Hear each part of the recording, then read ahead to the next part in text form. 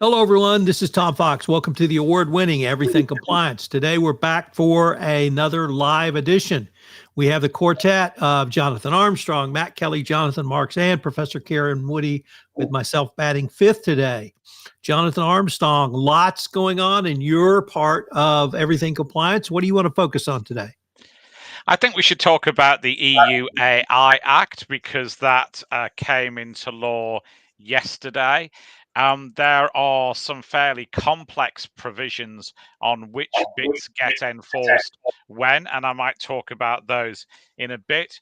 The first thing maybe to say is I think it will have a global effect. I think we're already seeing that. It's got extraterritorial effect like GDPR has. We've already seen one tech bro say that he's not launching anything new in the EU pending working out what the legislation says. And it is a pretty comprehensive but also somewhat confusing regulatory regime. It's a little bit like the European Commission's hits album in a way, in that it's a collection of different enforcement regimes, so that you've got, for example, the model that's used in EU antitrust competition law enforcement to have a sort of central EU office with some delegation down to in-country authorities. It's got a model where there's in-country authorities with a sort of advisory type function, similar to GDPR. And it's also got registration requirements, like, for example, the EU medical devices rules, or a little bit like the RAPEX system, if people are familiar with that, for product recalls, etc. So it's a sort of an Amish quilt of legislation, if you like, with scraps from other places that are working together. And I think that means that it's fairly complicated to understand. The second thing to say is that whilst ever enforcement action is postponed until 2025 and beyond, EU isn't the AI isn't the Wild West in the EU, and we've already had quite a lot of enforcement activity, particularly from the Garante, the Data Protection Authority in Italy, from Spanish regulators as well, from regulators in Greece and in France. And so, AI is definitely flavor of the month in terms of GDPR regulators as well. And what the Act seeks to do is bring in different levels of regulation depending on how you use AI. And it doesn't just apply to AI developers. So, if, for example, your corporation is using AI to help you sift out recruitment applicants, or applicants for hire, then you will have to look at how the Act applies to you, even if you've sort of outsourced that sifting process to somebody else. And obviously, uh, it depends on how much of an impact the Act will have on you. But as a general rule, there'll need to be some transparency as well. So if you're the compliance officer of, let's say, an engineering business, and you've outsourced hiring to a recruitment agency, you need to ask the right questions to work out whether they're using AI apps. If so, are they registered? What sort of applications they are, etc., etc. Because there can be liability on the deployers of the app as well as the developers.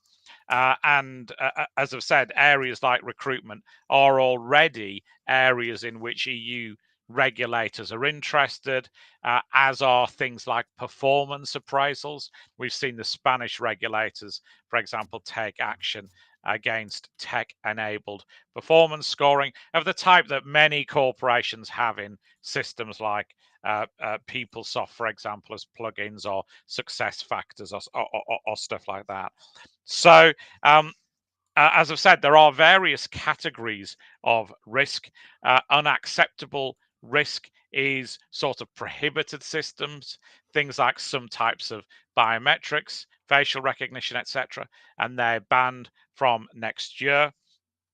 The type of applications that we'll see within most of our corporations that will cause the most concern are what are called high-risk AI systems. Without being overcomplicated, there are sort of two different types of high-risk AI systems. The second, regulated from 2027, is things like medical devices, toys, things that are already subject to existing EU product safety type regimes. So 2027 for them, 2026 for most of the high risk systems. So there's many that that corporations could have, and maybe Tom, in the show notes we can link to some more detailed FAQs so that people can take a first cut at working out which bits of their operation are in. And it's important to remember that I think most compliance officers, most heads of legal underestimate the amount of AI that's already being used in the business. For example, I had asked a client, are you using AI? They said, yeah, not really sure there's much AI being used here. I said, look, if you want to start a compliance program, just send a simple memo around the developers, around the procurement people, and any AI that you can think of. We're now north of 50 replies from people saying, oh, yeah, we use AI for this function or that function. So most corporations heavily underestimating the amount of AI that's already being used in the business. And just as we talk in cybersecurity worlds about shadow IT, people using their own cell phones, their own functionality to do things quicker than corporate systems, of course, we have shadow AI as well. And that might be the marketing team using ChatGPT to write pictures. It might be people using AI to develop presentations. It might be, as I've said, the recruitment agents using AI to help sift large numbers of applicants. As far as enforcement's concerned, two different regimes in play. The EU has a new office which will regulate GPAI. So, broadly speaking, Silicon Valley type AI, so ChatGPT, Meta, those sort of things will be regulated centrally at an EU level. The rest, including high risk systems, most of the enforcement will come to in country MSAs. They'll be appointed next year by EU member states. Data protection authorities are pushing to be the nominated MSA in each EU jurisdiction. And I think they may well win that battle, although it's up to each individual member state to pick who they want.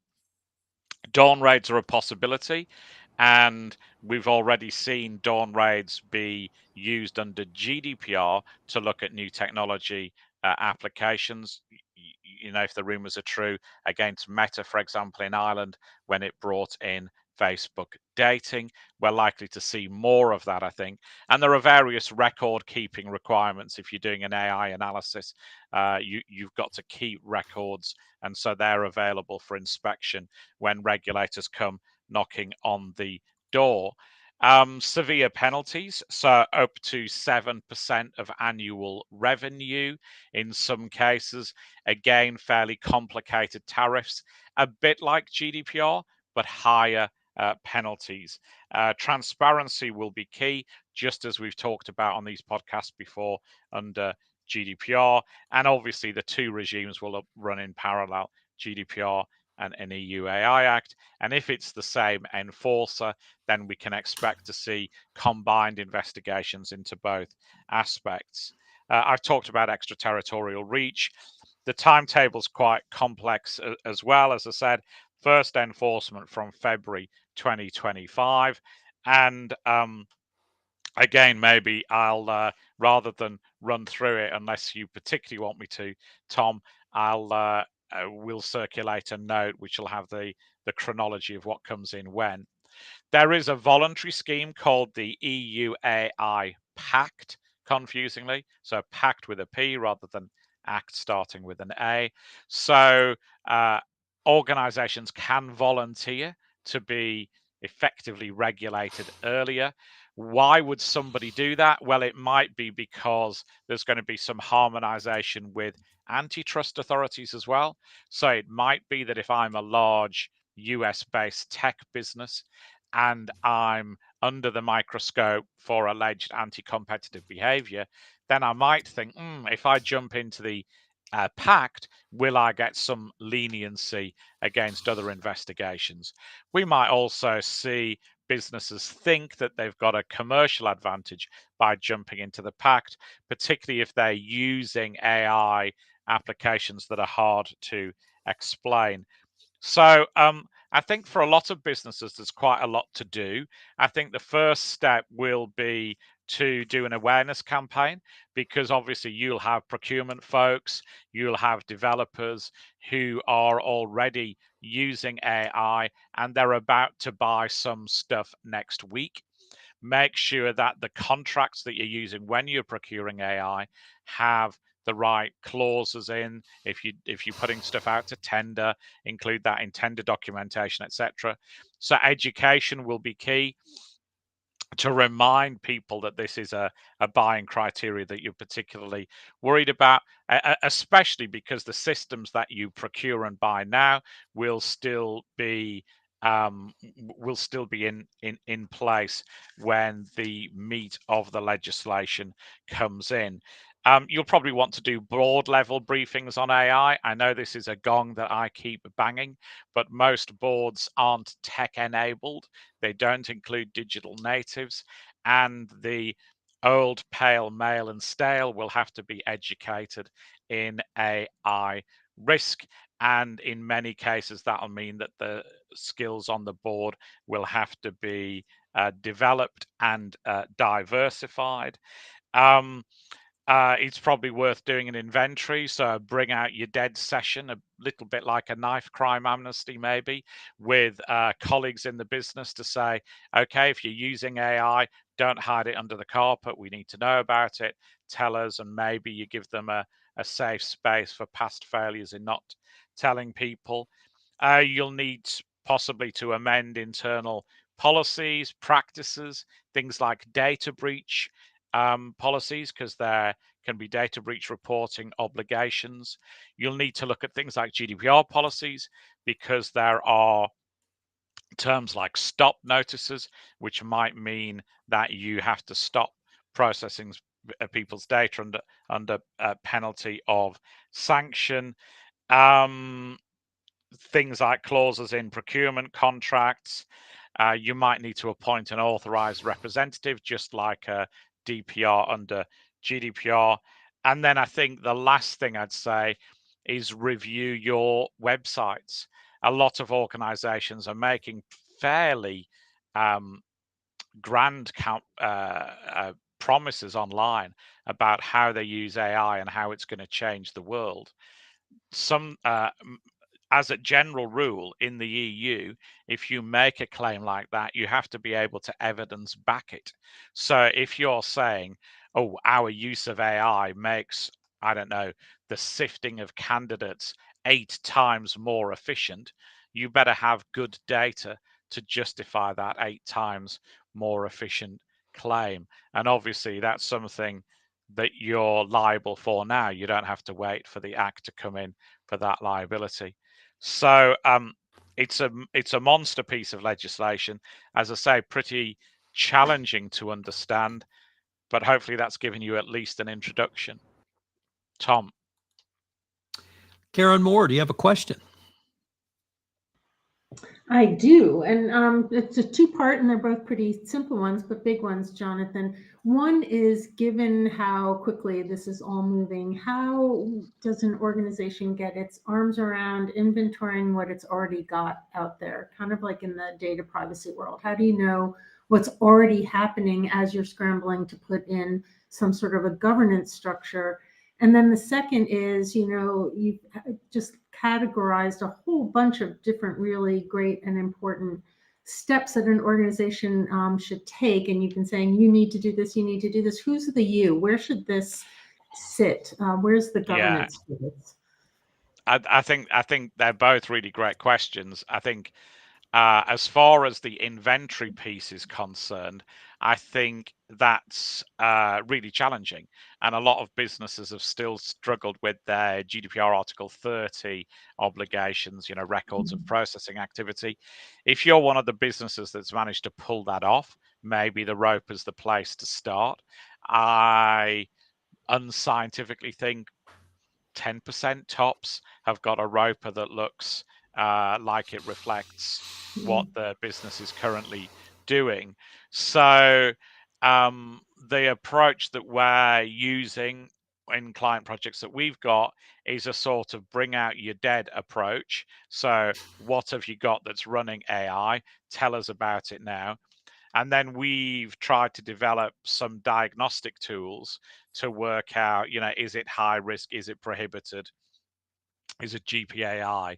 And then it's quite a labor intensive process, but you look at each, you go through the diagnostic tool, and then you push out an answer at the other end.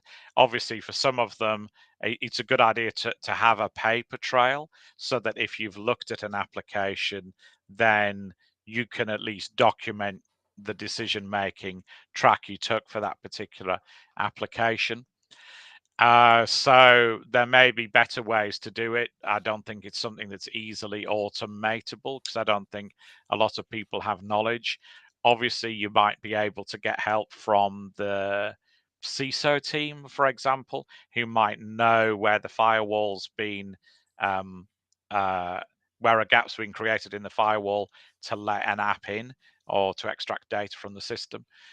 You might be able to look at colleagues in accounting for help because you could scan down the list of invoices paid and maybe get some information that way. So different organizations will have different ways of trying to find out what's being used.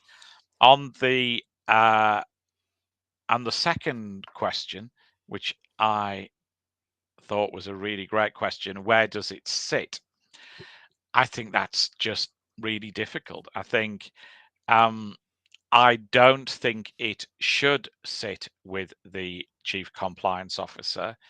I do think it will sit with the Chief Compliance Officer, is my honest answer. Some organizations are having somebody be responsible for AI governance. They're introducing principles. They're having people look at that, almost as a dedicated role. I think that's relatively few. And I think many organizations will just say it's another aspect of compliance and throw it across to the compliance team. I don't think that's the right approach, but I think that's the default position of most corporations. Mr. Marks, do you have a question or comment for Mr. Armstrong? You're on mute.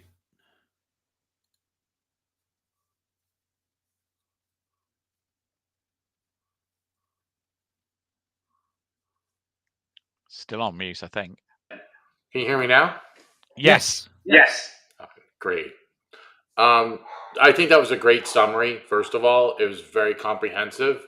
I get it. What I don't get is why we're trying to make this so freaking complicated.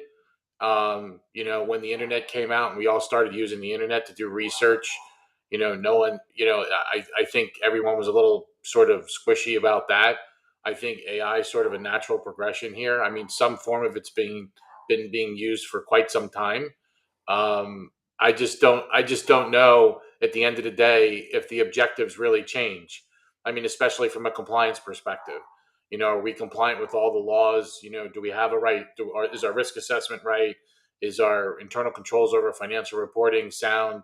And are we doing the best thing for the stakeholders? So while it sounds very interesting from sort of a scientific perspective, from an overall blocking and tackling in an organization from a finance and operations perspective, I'm just wondering if we're just trying to make this so complicated that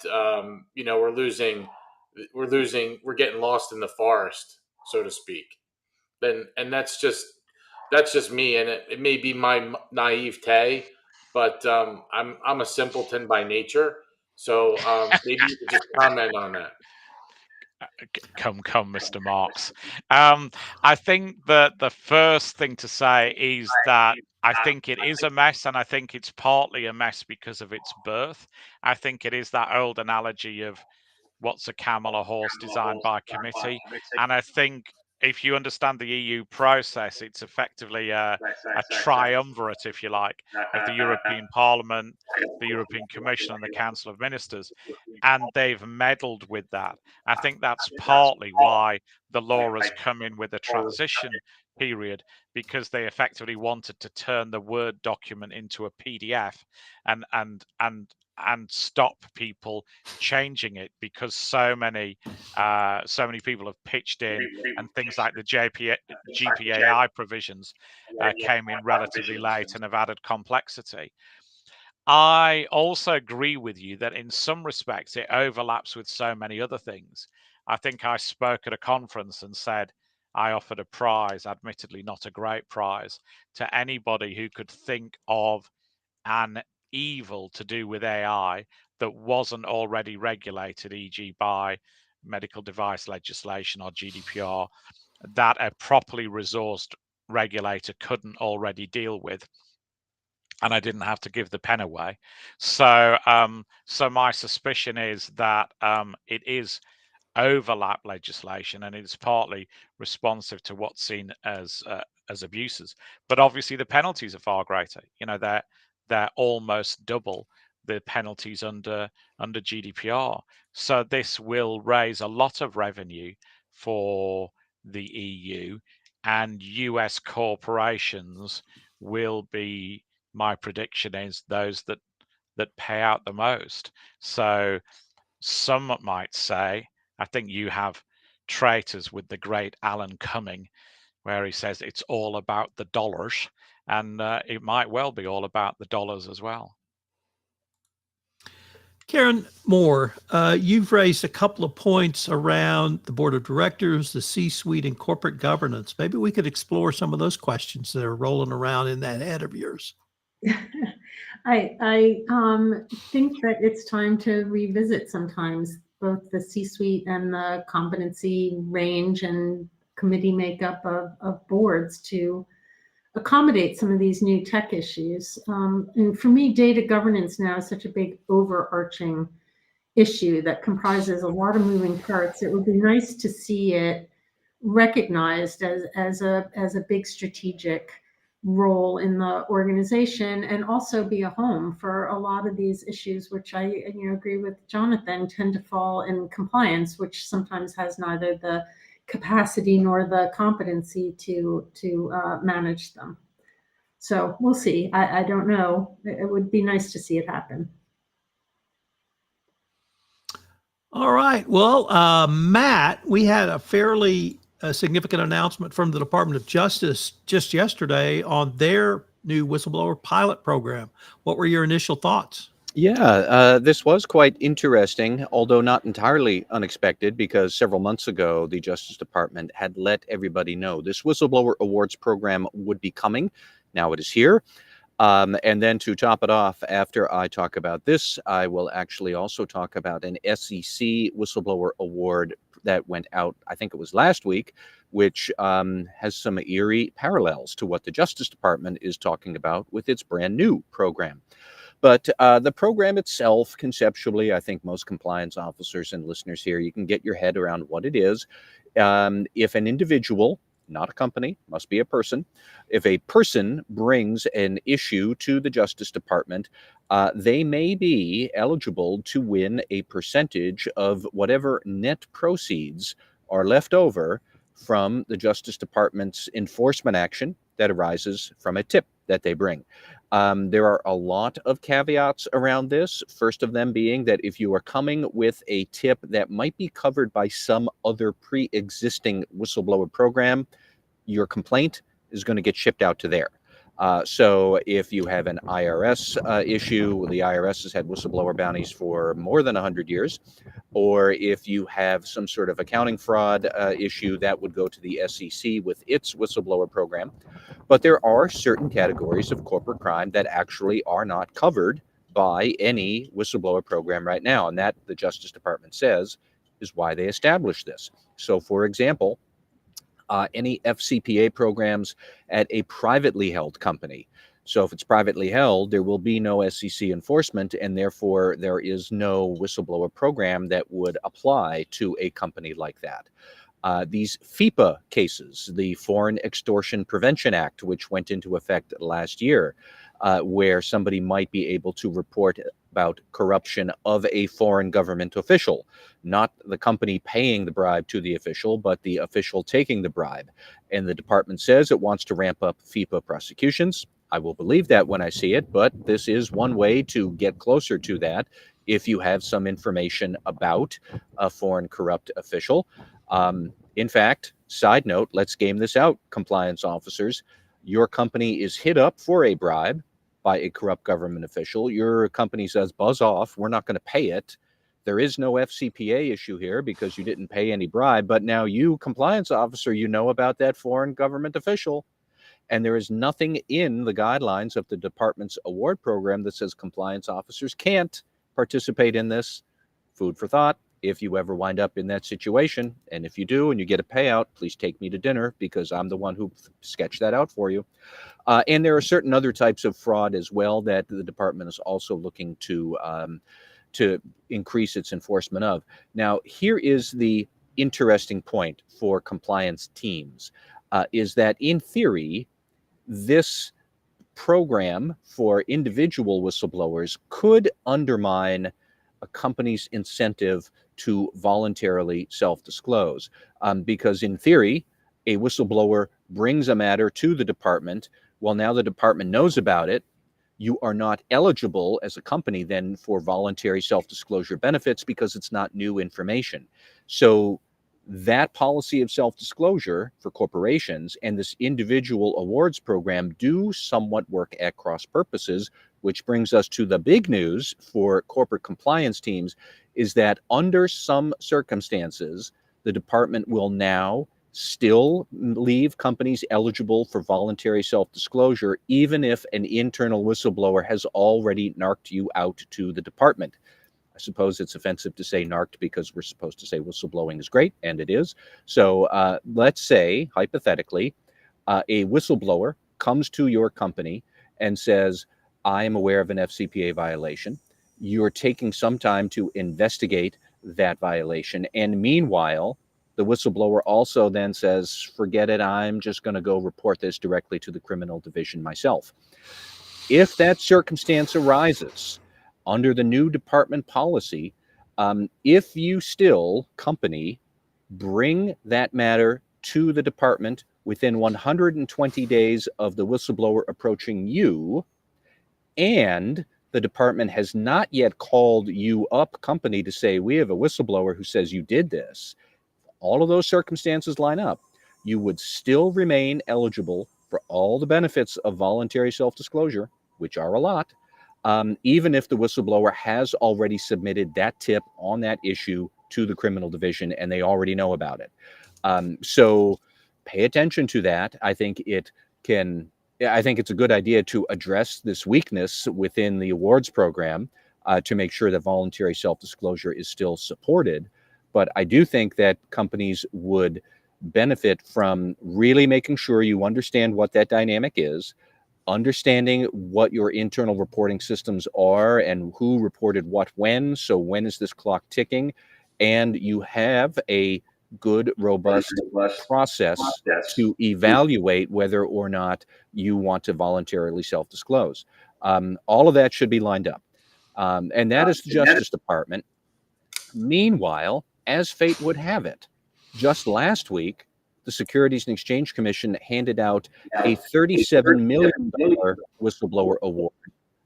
We don't know to what company or to what whistleblower, related to what company, for what offense. We don't get to know a lot of those details with SEC awards.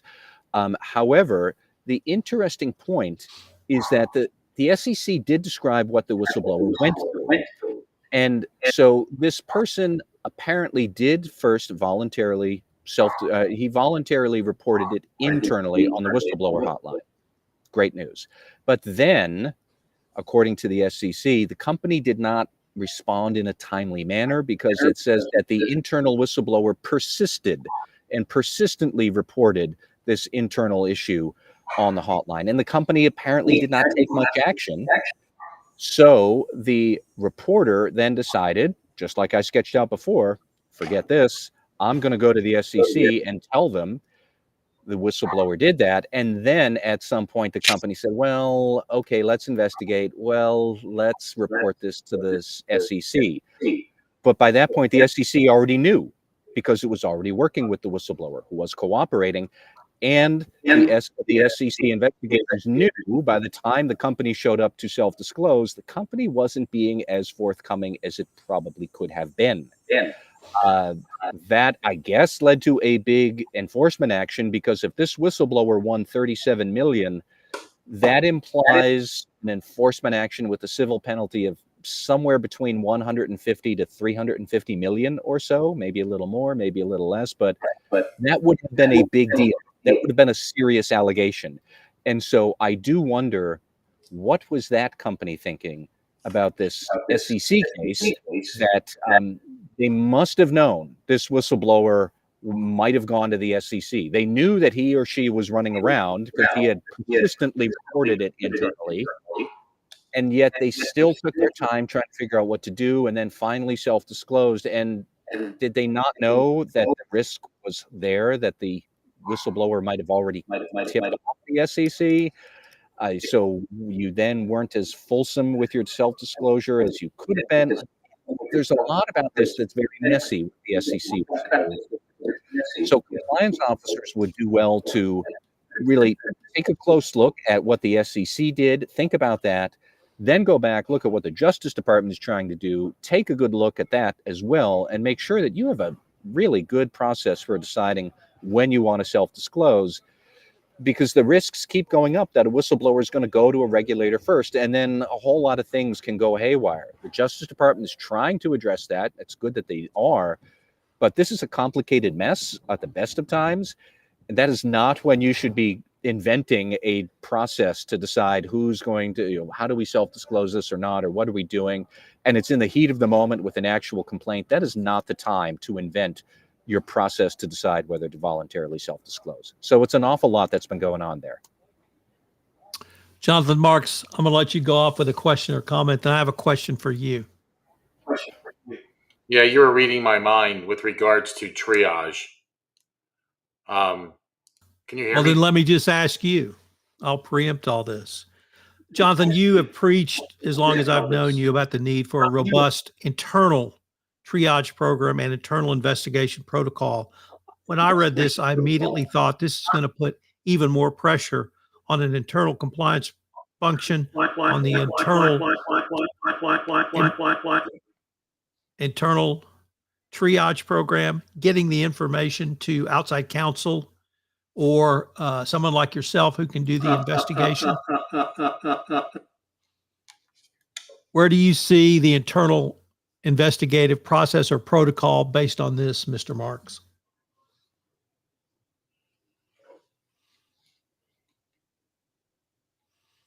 Did you get any of that question? I guess not. Well, Mr. Armstrong, then I'll direct to you. You deal in a world where you have to report in 72 hours. It seems like 120 days would be a walk in the park. But do you see this as putting more pressure on internal corporate functions or something different? Yeah, I mean, you have 72 hours to report for data breaches under GDPR. Of course, it could be 24 hours for some. And there are obligations under the EU whistleblower laws to at least get back to people who are whistleblowing. And I think we've got to, or some organizations have got to change mindset a bit here. We sometimes regard whistleblowers as the enemy. We think that's an adversarial process. You know, one UK bank, for example, had unfortunate instructions from the chief executive saying, tell me who it is, get them, go through their emails. We shouldn't be doing that. Whistleblowers, as a general rule, need to be treated with respect. If you don't treat them with respect, they go external. And as Matt says, in this case, maybe that was $150 million mistake. And sometimes whistleblowers are wrong. And sometimes you get the opportunity to chat with them and listen to them and then talk to them about why they're wrong. And that's not a thing to be done lightly. And sometimes you might even have to do that under regulatory supervision, so self-report and then deal with it. But we can't have this us and them mentality, particularly when going external is so well rewarded and when there are so many individuals making a lot of money out of the whistleblowing system. I reflect on a friend who sort of spoke to some lawyer in this space, I think, and said, "Why do you do it?" And he says, "Oh, because my wife wants a new kitchen." And then 10 years later, he said, "Why are you still doing it?" And he said, "Someone's got to fuel the jet." So some of the claimant lawyers in this space are making good money. If there's a settlement of whatever you said, 35 million-ish, there's probably a lawyer somewhere who's made 10 million-ish dollars in fees out of helping a client make that report. That's big money. Well, Tom, I just wanted to jump in and say again, the thing that keeps sticking out in my mind with the SEC Whistleblower Award is that this had to have been a big deal. Now, I have my suspicions about which company it might be, but we'll never know for sure unless somebody steps forward. But, it has all the hallmarks of being a very serious, potentially criminal issue or some sort of widespread financial market manipulation thing. This was a big deal. It had to have been. So I assume that the question about do we self-disclose or not must have gone through general counsel, outside counsel, the CEO, and probably the board. I can't imagine that you would not make that decision without notifying the board. But again, it gets back to what I mentioned earlier, is that what is the company's process to have those discussions and make that decision? And I get it that it will be fact dependent and there's a lot of different variables and probably a lot of opinions that go into it. But number one, do you have that process sort of written down and you've tested it maybe even and had a pseudo discussion on a hypothetical? But number two, where is the compliance officer in that discussion? And if you are nowhere because you've raised it to general counsel and they've said, thank you, we and outside counsel and the board will take it from here, there's the door. Like, that's not a good company culture. And frankly, I think that looks terrible once the matter comes up with the Justice Department or the SEC and they find out that the compliance officer was excluded from discussions about what to do with the matter. That's not going to look good either. But companies really should be thinking about how do we define a process to have those self-disclosure conversations later on, because the existence of these whistleblower programs makes it a very unstable, unpredictable thing. Mr. Marks, first of all, welcome back. So I'm going to pitch you a question, and I know you have a question or comment, but my question is basically, does this put more pressure on internal compliance functions? And go with your question or comment. So you're reading my mind, and I apologize. I don't know what's going on with the internet, but anyway, long story short is I believe it does place more reliance and more pressure on internal audit and compliance, and I'm going to tell you why. Because a lot of folks don't have a good triage program in place with regards to their whistleblower programs. They don't define the steps. Matt had mentioned, and we all know that, sort of that 120-day, mark of reporting. However, maybe it doesn't require reporting if you've gone through, if you've already gone through the process and that process remains consistent. But that does mean that you should have an allegation review committee. It does mean that you have to have a formally documented triage process, and it does mean that you have to take these things seriously. And unfortunately, that's not the case in many of the organizations. A lot of the organizations get these allegations or these tips in, and the process is inconsistent. And I think that's really going to be viewed negatively by a regulator that comes in and starts to look at this. I do think that it also provides you with the level of sort of a defense mechanism if in fact you didn't report and you went through the process and you've conducted a thorough and full investigation, whatever that might be, and followed the evidence, and all of that is documented and you're able to show that. So I think it's going to get very interesting very quickly, but this is the stuff that I've been pounding on the table for a long time. It's kind of like internal controls, and it goes back to fundamentals and blocking and tackling and these programs. A lot of folks have these whistleblower programs in place or ethics hotlines in place, and there's no process around them other than the fact that somebody's getting these allegations, somebody's potentially reviewing them, and how they're being disposed of is still a question. And for those that are more serious and going through which I have classified as the 5 stages, is that consistent? Is it repeatable? Is it documented? And and are there appropriate measures being done within the organization, to make sure that this process by itself is in fact sound? And more importantly, is the audit committee and the board asking the right questions and monitoring, this program to make sure that these things are happening?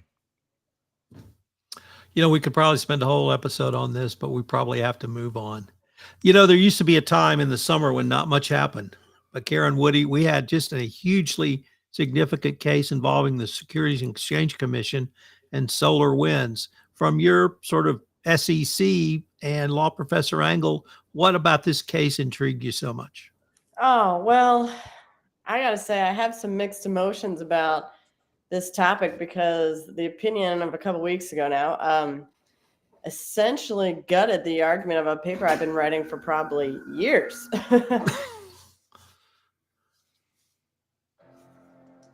So the gist is, sorry, there's someone drilling right outside my house or something right now. I'm trying to make that go away. All right. So SolarWinds, that's what this topic is about. I've been thinking about this, talking about this topic for almost 10 years, at least about the internal controls provision, which I'm going to focus a little bit about for today. There's a lot to talk about with SolarWinds, but I really want to think about and have been thinking about internal controls. So that's the angle I want to focus on. But let's talk about what happened. So SolarWinds is a company that sells high-end and allegedly secure software to government and private entities. They were charged by the SEC, and I'll talk about what those allegations look like. Also charged, I know that'll be of great interest to this panel, it was Timothy Brown, who was the vice president of the company, who was in charge of the company's security, so basically the CISO officer. And so the SEC complaint against the company and Mr. Brown, alleged a couple things. So first is sort of garden variety securities fraud. They said SolarWinds had been misleading in their description of their cybersecurity practices and products, particularly around its flagship Orion software platform. And they basically said they were understating what the cybersecurity risks really were if you got these products. So there's a bit of an overhype about how effective the Orion software would be. A lot of that happened in what was considered the security statement that the company put on its website, but also in a range of other publicly made statements, including filings they made with the SEC. So there you have the sort of standard. You hid the fact that the products and practices here actually weren't sort of airtight cybersecurity products, but instead were fairly porous. So they say this, again, company's puffery is misleading the investing public because, of course, there was some serious vulnerability to cyber attacks that this software had. So that was one. The other major issue, and the one that sort of comes to the forefront in the news, was that, there was a significant cyber attack called Sunburst. That sort of was the culmination here. There were, I think, a series of cyber attacks, but this all sort of comes to a head in December 2020 with this large-scale cyber attack that was called Sunburst. And that was allegedly done by hackers based in Russia. And it very much targeted that Orion software platform. And there's some discussion that the customers had already been buying into a corrupted product because there had been potential exposure to hackers as the company was still selling the Orion platform, like I said, to Fortune 500 companies, government agencies, Homeland Security. So, Department of Energy, there are a lot of very important customers who are using this cybersecurity software that didn't work. And so because of that, there were two categories of issues that the SEC was alleging that sort of get bucketed into pre-Sunburst and post-Sunburst. And based on all this, there's a number of charges, obviously a 10b-5, some Section 13, meaning what they're putting in the periodic reports, 17A, that's another fraud charge. I mean, what I said at the outset here, what I really wanted to sort of think about and talk about was the 13B2B violation, which is, it's a part of the statute I've thought a lot about and written about before. So 13B2B, this is your internal controls charge. So what 13B2B says is that every issuer with a class of securities traded on our exchange has to provide reasonable assurances here that they should devise and maintain a system of internal and accounting controls sufficient to provide reasonable assurances that everything that you could imagine an internal control would do. So ensuring that the transactions are correct, executed according to the correct level of authorization by management, that they're not accessible by others, sort of just a classic lock it down, get the internal controls square. So this provision actually arises from the part of the code that is linked to the FCPA, so the Foreign Corrupt Practices Act. And so, I've written about this provision, now for almost 10 years. And that, in the first article I wrote about it, it was called No Smoke and No Fire. Because if you think about what the FCPA was designed to do, you have an anti-bribery provision, and then you have what's usually bucketed together, books and records and internal controls. So things are usually, there was a bribery provision, and then there's accounting provisions. That's how that was seen. That's where we get 13B2B. So I was always a little concerned about the SEC and DOJ coming out with only internal control violations, which really was nearly a strict, it's a strict liability charge, essentially, which is maybe the thing didn't happen, and maybe you didn't even account for it wrong, but you wouldn't have caught it had it happened. And that was at least my initial point about this, which is, how do you hold companies liable for this? So that's why I was saying you're dinging companies for maybe having a defective smoke detector, essentially. I still think that's a problem to have a defective smoke detector, but is it, rise to this level? So I sort of initially came out saying this is a little overused by the government because they're not able to prove up these other substantive claims. So anyway, that's a little bit of an aside, because let's get back to what the judge says here in SolarWinds. So it's a 107-page opinion that was issued a couple weeks ago by Judge Engelmeyer. And what happens is the judge essentially tosses the majority of the SEC's suit here. And like I said, the one I wanted to really think about here was about how he says, the internal controls provision has to do with accounting. This is a cybersecurity thing. Those things might be separate. He also challenged that the SEC wasn't able to meet its burden of proving scienter, and said, these allegations by the SEC really rely on speculation and hindsight. And like all cases, everything makes a lot more sense, in the 2020 view of hindsight. Just, something went wrong and somebody's mad about it. which is why it's kind of a strict liability level thing. Something just went wrong, so we're dinging you, as opposed to, did you do as well as you could with what you knew at the time, or maybe a negligence standard. Scienter is even further than that, which is you intended to make sure this thing went wrong, or you certainly intended to mislead investors about this. So there's sort of a spectrum of culpability. And as I've said, internal controls really is at the very end of just like, well, even if something didn't go wrong, you wouldn't have caught it had it done that. So really, the judge says, I'm tossing the internal accounting control claim because really this was a novel claim about a company's cybersecurity failures.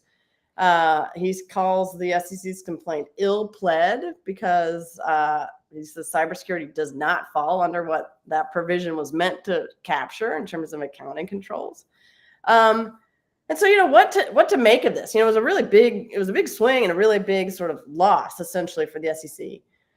There's the caveat, there are a few claims that remain that deal more with the sort of pre-Sunburst claims and the IPO claims that the company had. So there still are some hangers on in terms of the SEC still has maybe some area to still try to move forward with their complaint, but the majority of this was tossed. And so what do you make of this? At least as far as the internal controls provision goes, I know that a couple of the SEC commissioners have claimed that they thought their commission was going too far on the use of charging 13b2b and calling it the Swiss Army knife of the code, much like we saw with mail and wire fraud being the Colt 45 and Stradivarius. 13b2b seemed like an analogy of that, like, well, just ding them for internal controls. But now we have a significant narrowing of that to be like, that means financial accounting controls. I think you can make the argument maybe that cybersecurity can very clearly have a one-to-one link to the financial, like, I don't know if you can totally divorce those. I think there could be some daylight on still a broad reading of this if you anchor it to a financial, an accounting type provision here. But I think it's a really interesting thing. I mean, it raises a number of things, and I think just the things we talk about in this podcast alone, you could see there are overlaps. You can clearly see the overlap to the board here.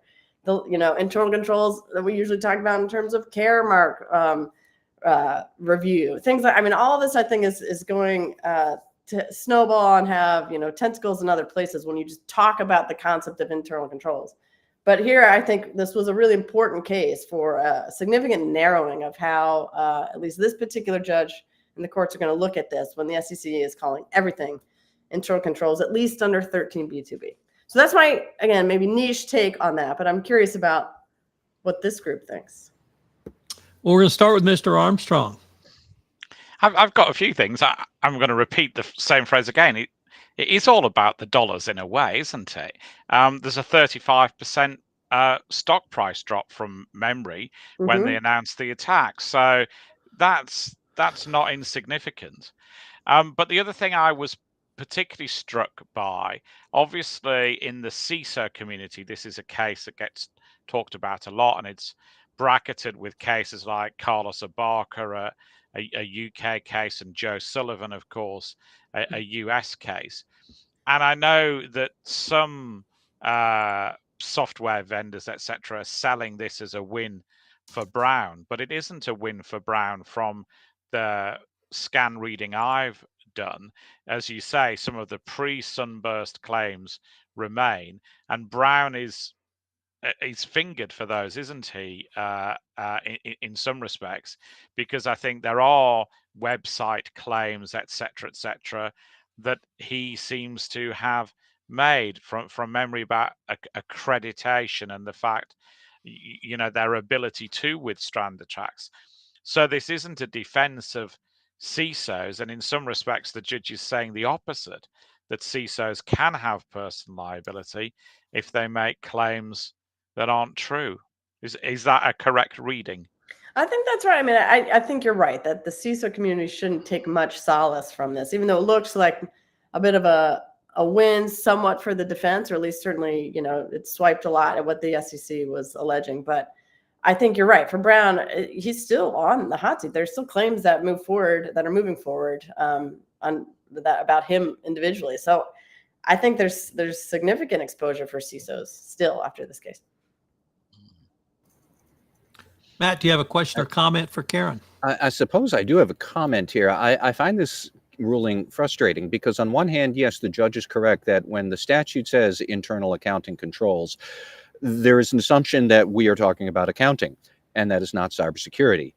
On the other hand, it goes on to talk about management control of assets. And if the asset is data and it's been manipulated by hackers, then clearly the asset was not used according to management's wishes. So that seems like a weakness.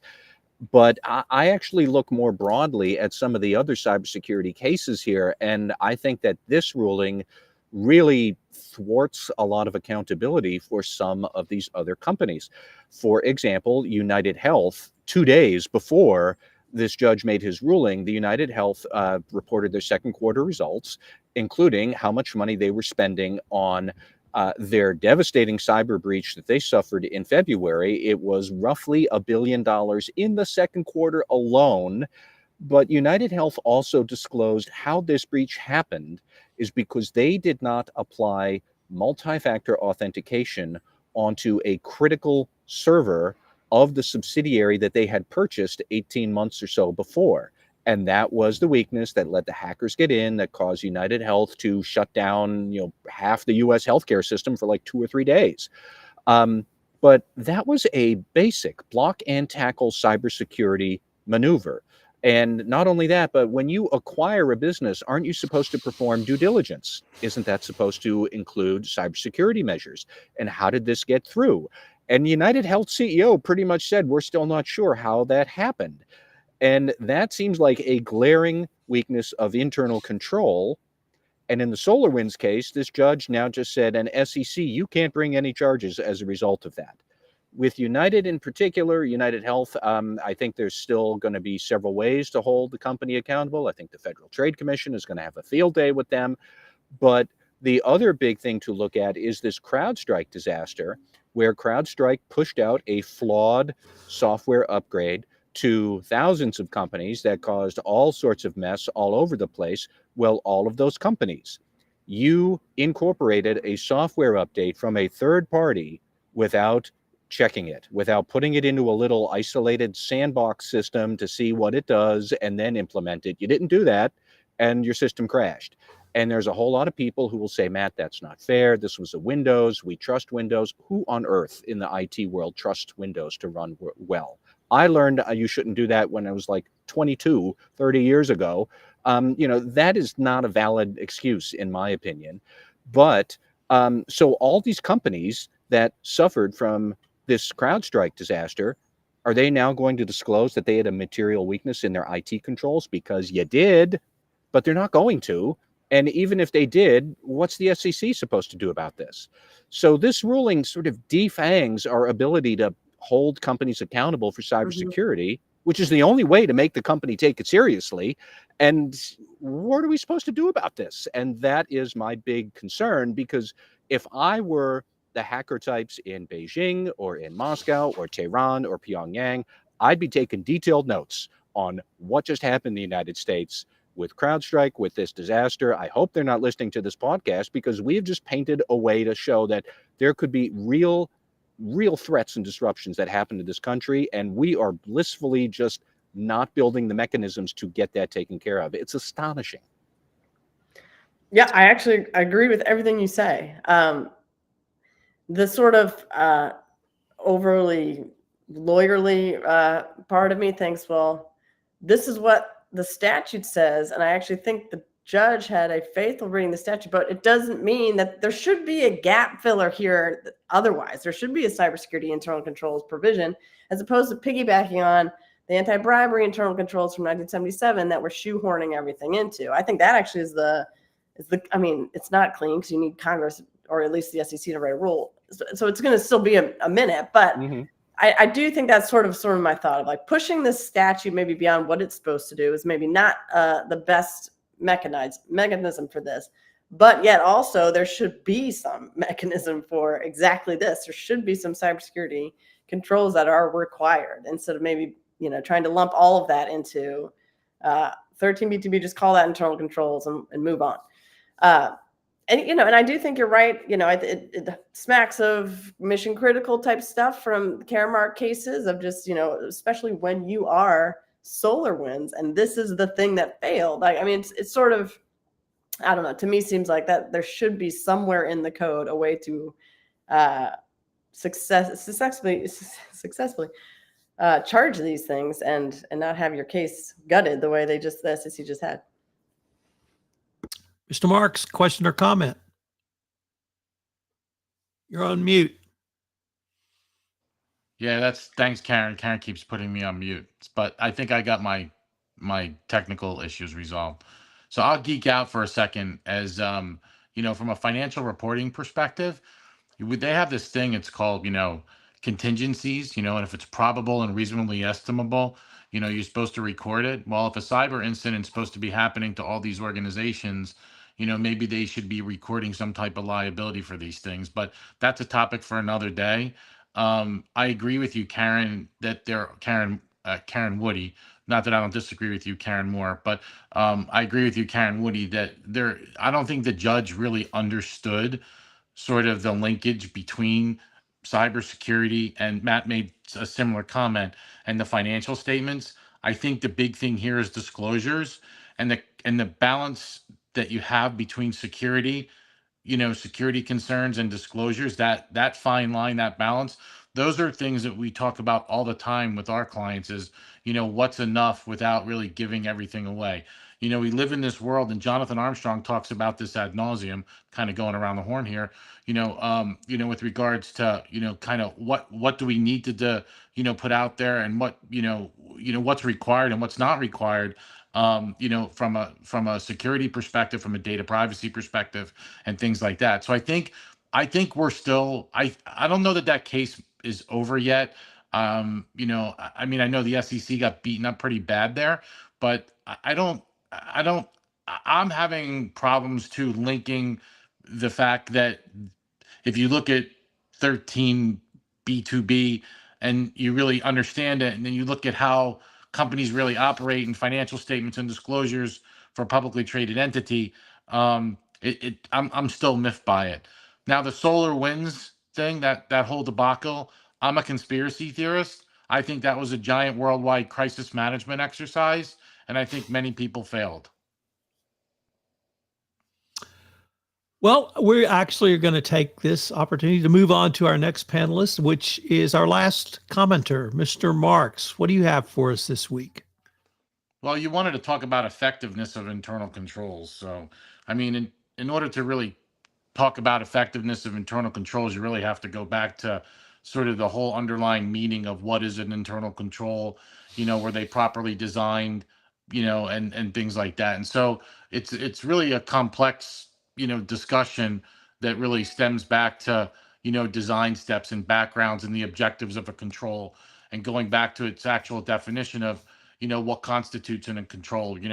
I've been barking this for a long time, that it's a process of interlocking activities designed to support the policies and procedures, with regards to the preventive, detective, corrective, and corroborating actions to achieve desired process outcomes. Those are the objectives that I keep talking about, along with checks and balances that it could include, obviously continuous monitoring, continuous auditing, and training, and something that reasonably assures the achievement of those objectives, along with efficiencies, reliable and complete and accurate books and records, compliance with laws, regulations, and policies, the reduction of risks, and so on and so on and so on.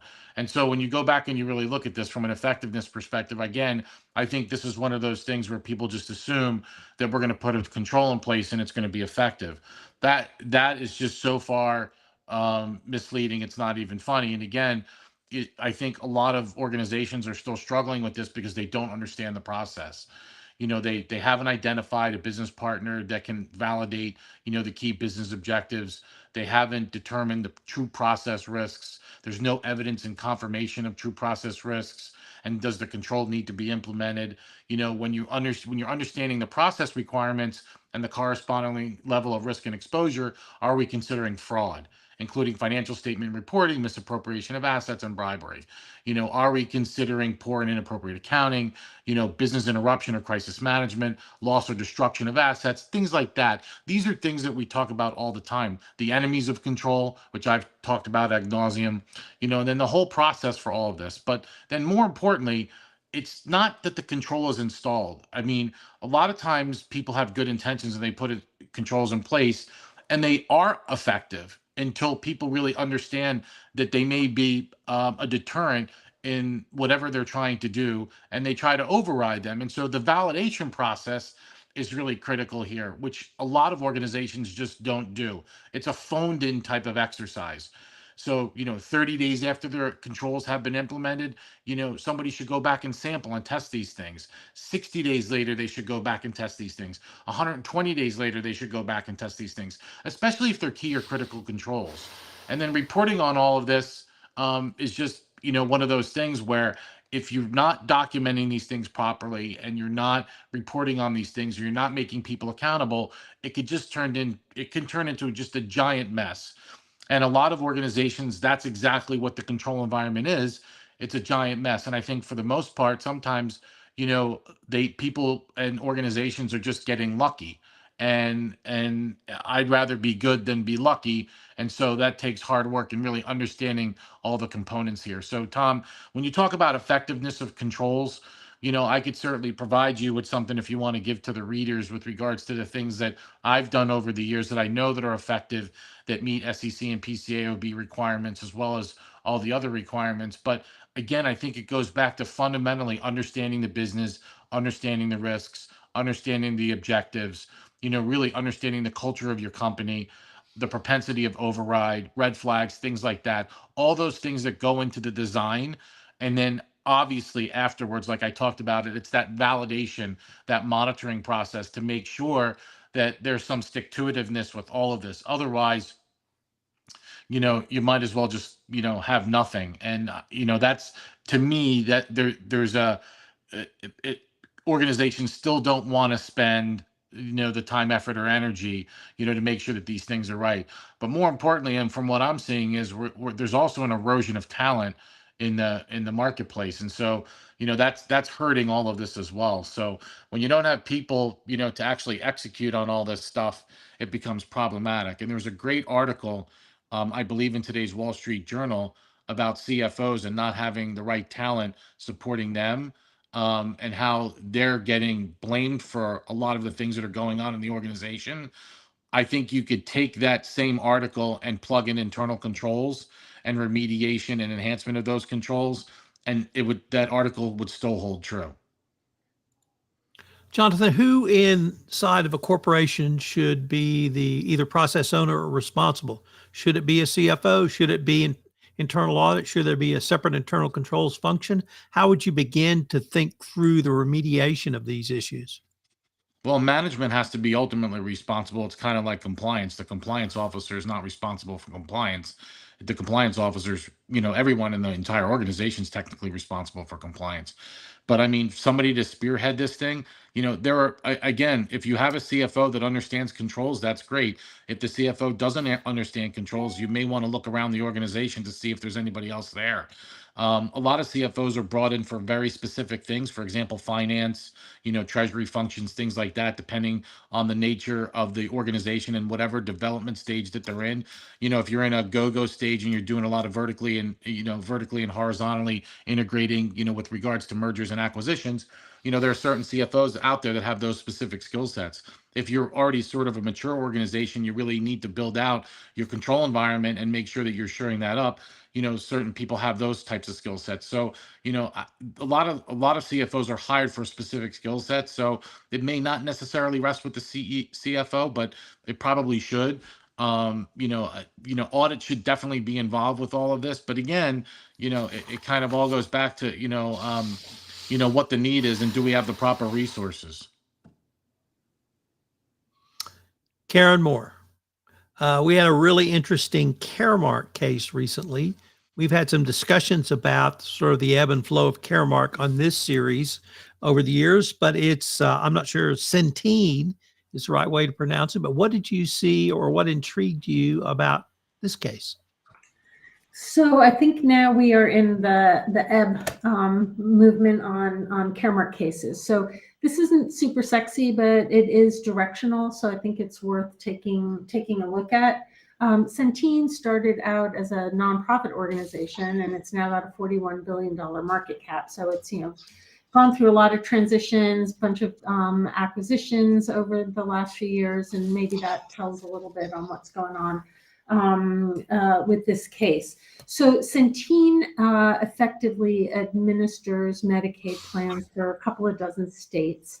And it's had a bunch of regulatory issues over the years, some skating close to the edge, a lot of them not illegal, but they've been the subject of some litigation and investigations, including something called spread pricing, which is, kind of unethical, but not illegal. But the point being here that over the last few years, there's been a maybe heightened scrutiny, or at least a heightened awareness on the part of the regulators over Centene's operations. It also appears that over time, the board and its various committees have had regular reports from management about control deficiencies and issues that have given rise, but every time has told the board, but don't worry, we're handling it. All kind of well and good, I suppose, until after the acquisition a few years ago of a company that itself had a very favorable arrangement with CVS Caremark, a little bit coincidentally or ironically, that gave them deep discounts on prescription medication. And 4 executives, including the Centene CFO and CEO, decided that it would benefit them if they would pass through the full price rather than the discounted price, which obviously they're not entitled to do.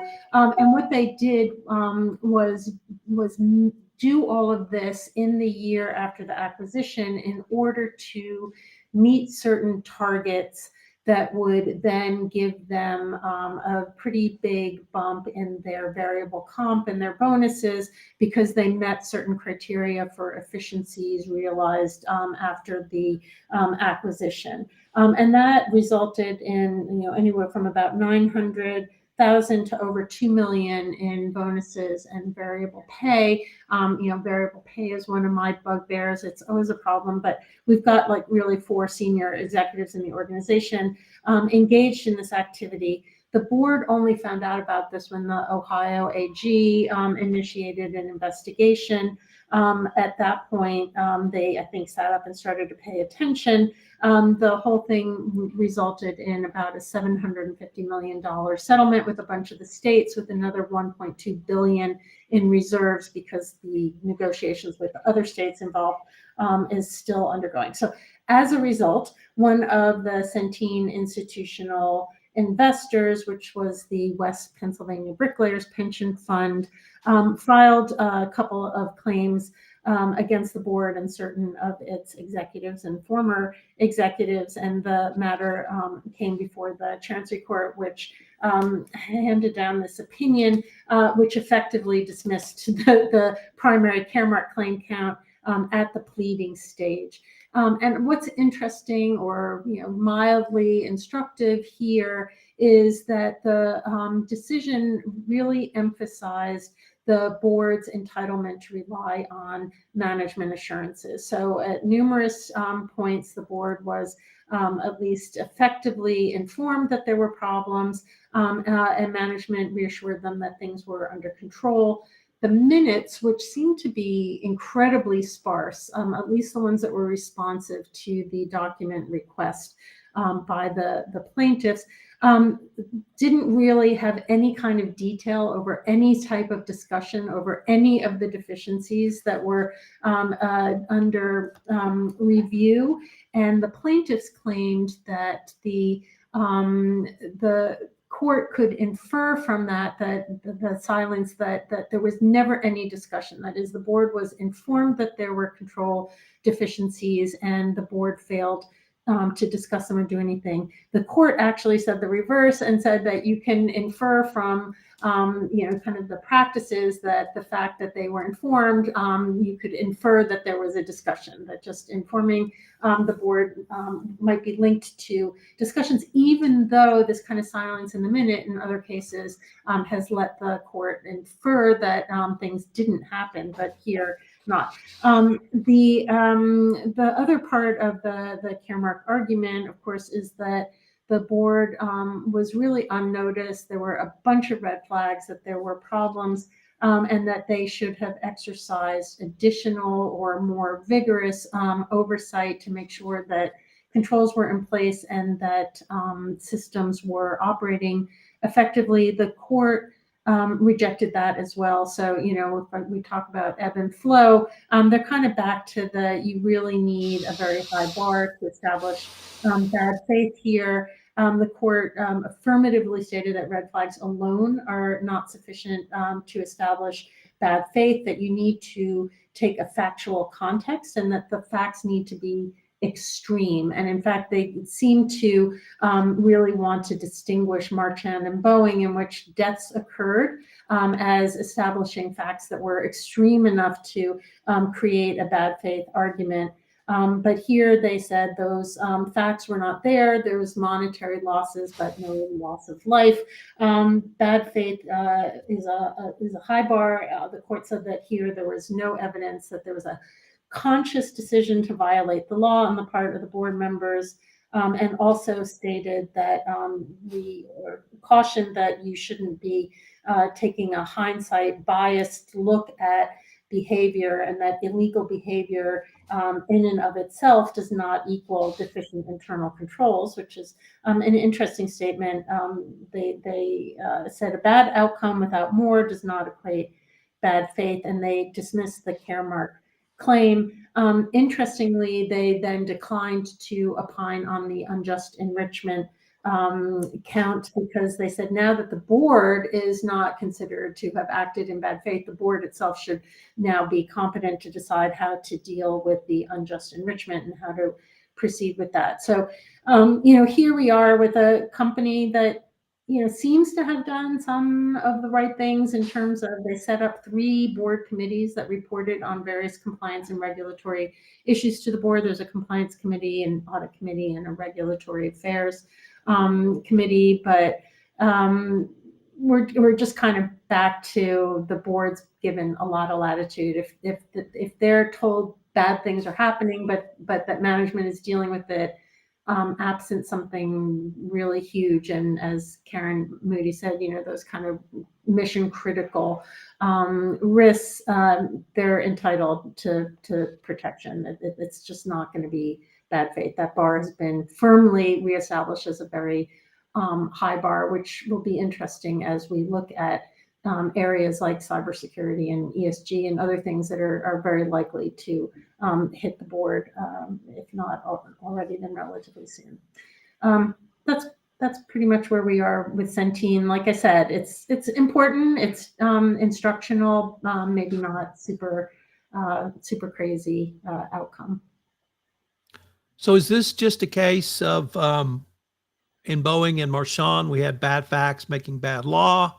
Is this a case where the court is moving back towards the business judgment rule? Is this a case where the court, maybe in the ebb and flow of the way doctrines are interpreted, moving back? Any thoughts on those issues? Yeah, I'd be interested to hear what others think about this. To me, this seems like a message, especially after Boeing.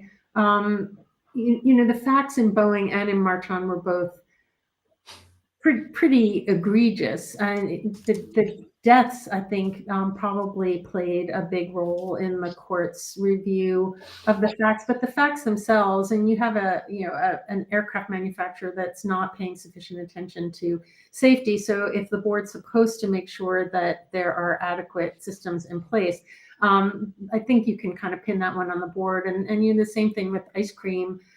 Food safety also being really important, not having any kind of safety committee that was competent to ensure that there were adequate controls, or in both cases that red flags would reach the board so that the board could do something about them. In this case, my question really is, you can have pretty decent internal controls if you've got your CEO and CFO and two of your other executive VPs engaged in some very clear fraudulent manipulation of the numbers. I don't know how internal controls was supposed to catch that, absent my big question, which is, where are the whistleblowers here? I mean, somebody had to have known something if these numbers were being passed through despite the available discounts. So those facts were not available in the decisions. I don't know. But I'm curious what others have to say. Karen, you're kind of the Caremark queen here when you're not busy with your SEC rulings. Any thoughts, Karen Woody? Oh, I was trying to unmute when I was doing that. I think this is this was an interesting one, and I agree with you that maybe this is maybe the answer, or sort of the pendulum swing postpone. I mean, I don't know. I think the Caremark cases are always interesting, and I feel like they get so much more press than maybe they deserve, because at the end of the day, Caremark is still so hard to penetrate, other than, as Tom points out, other than really, really egregious facts. And this one, I think, was, sort of in the middle. So I think your assessment is dead on, Karen. I agreed with everything you said. I don't have much to add on it, actually. I'm still banging my drum about, bad faith is too high a standard, but we got to change both the, common law and the laws of Delaware to attack that one. Well, all right, ladies and gentlemen, we are now off to fan favorites of shout outs and rants. We'll take the same order: Jonathan Armstrong, Matt Kelly, Karen Woody, Karen Moore, and I will bat fifth. So, Mr. Armstrong. Yeah, on Tuesday night, I'm at best a mediocre tennis player, probably not even that. But on Tuesday night, I managed to win a little tournament for the first time in my life by having 3 doubles games and winning all 3 of them at a state of heightened nervousness. Of course, on Tuesday night as well, somebody else was victorious in a doubles match, Sir Andrew Barron Murray, OBE, better known as Andy Murray. But last night, the Team USA had the downright bad manners, I have to say, as an Englishman, to knock Andy Murray out of the Olympics and thereby end his career. So if we reflect back on that illustrious career, he spent 41 weeks as the world number 1. He helped in a Davis Cup victory. He twice won the greatest tennis tournament of all at Wimbledon. He also won another lesser tournament. I'm just looking at my notes, something called the US Open, if that means anything to anyone on the call. He got 2 Olympic gold medals, 1 silver gold medal. And if it is all about the dollars, he ends up the 4th highest earning tennis player of all time. But it's not just about the tennis, I think, with Andy Murray. He's been an outspoken critic of divisive rules over remuneration for tennis players. He's been a real pioneer in areas of equality. He was, I think, the first or the second male tennis player to appoint a female coach. But what's lesser known, I think, is he was also, as a child of, I think, about 9, the victim of a mass shooter at his school.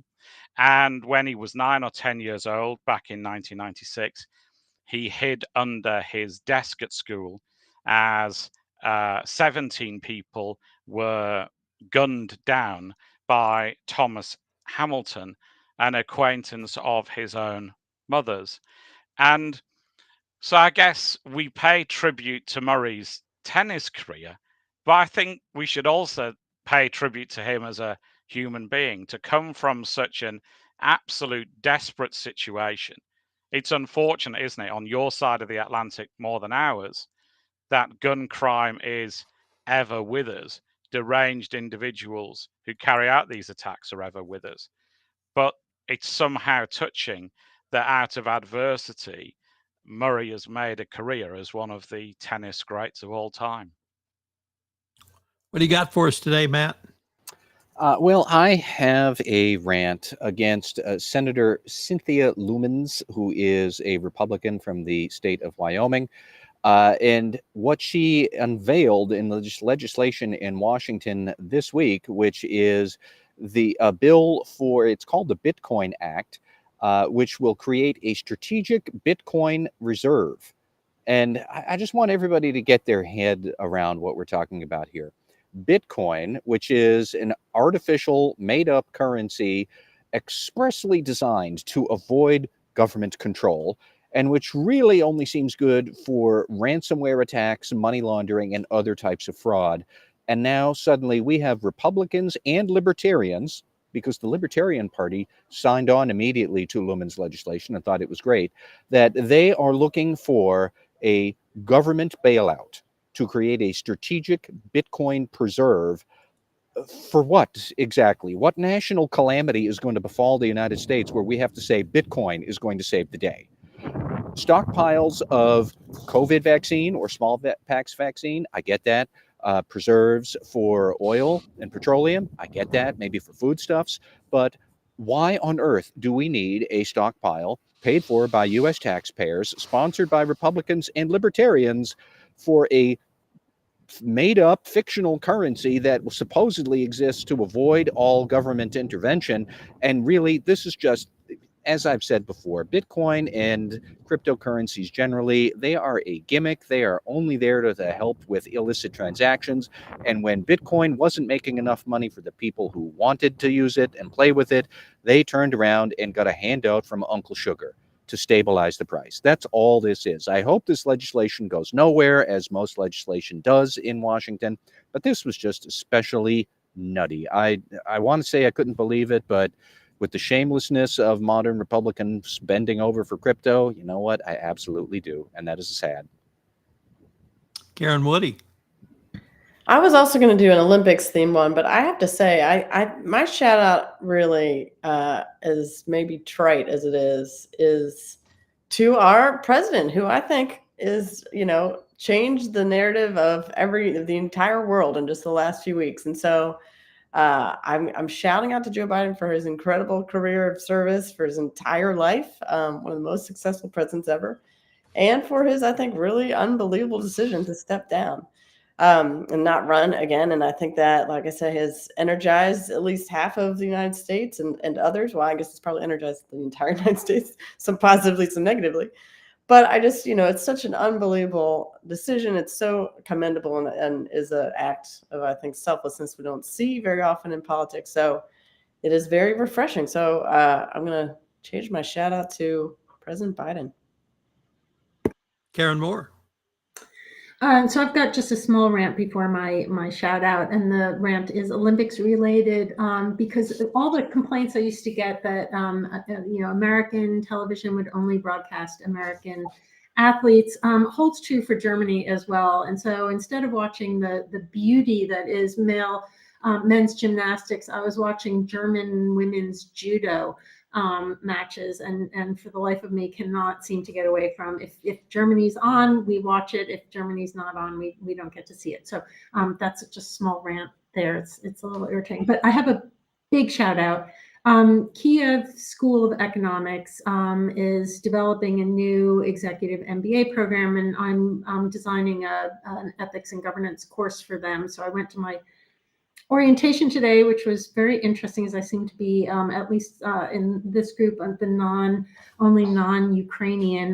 My Russian seems to be completely useless, as Russian is not welcome so I guess I'm gonna have to learn Ukrainian. But my shout out really goes to something that relates to Jonathan, to yours, which is as just a matter of actual practical course of the orientation. It was like, oh, now we're going to talk about our air raid protocols, not because we're worried that in theory we may have an air raid, but because they happen absolutely regularly and we don't want it to disrupt what we're doing. So this is our protocol. It should only disrupt the teaching for 5 minutes. You take a pause while everyone gets to the shelter, and then we get right back online. We've equipped the shelter with all the tools needed to continue teaching. And so really a big shout out to the Kiev School of Economics, but also to all of Ukraine for persevering and seeing a future through everything that they're going through, where an air raid protocol is just par for the course.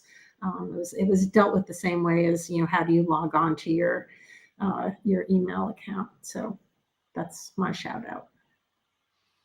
Well, I'm going to shout out today, and I'm going to shout out to women's gymnastics. I'm going to start with Simone Biles and her comment that being the GOAT of all time is a black job. Traditionally, the leader of the American women's gymnastics team is seen as America's sweetheart, starting with Mary Lou Retton, who went on a Wheaties box. Doesn't get any better than that. The U.S. gymnastics team has been fabulous. Simone Biles has come back from Tokyo in a way that has just blown me away. I've loved every minute of watching it, but I want to expand it out to women's gymnastics in a broader sense, because starting with Olga Korbut, women's gymnastics was mandatory watching in the Fox household. Nadia Comaneci set a standard that they had to change the rules of judging. She was so good. And this U.S. women's team has put on some of the most beautiful displays of athleticism and artistry I have ever seen. So shout out to the U.S. women gymnastics team. Shout out to women gymnasts. Shout out to the women gymnastics competition in the Olympics. I've thoroughly enjoyed this much this Olympic to date, and I can't wait till next week when track and field starts. So we now hit 1 hour and 30 minutes. That is our longest Everything Compliance ever. It may have been our best. I wanted to thank everybody and look forward to catching up with you guys in a couple of weeks. Thank you, Tom. Thanks, Tom. All right. Bye, y'all.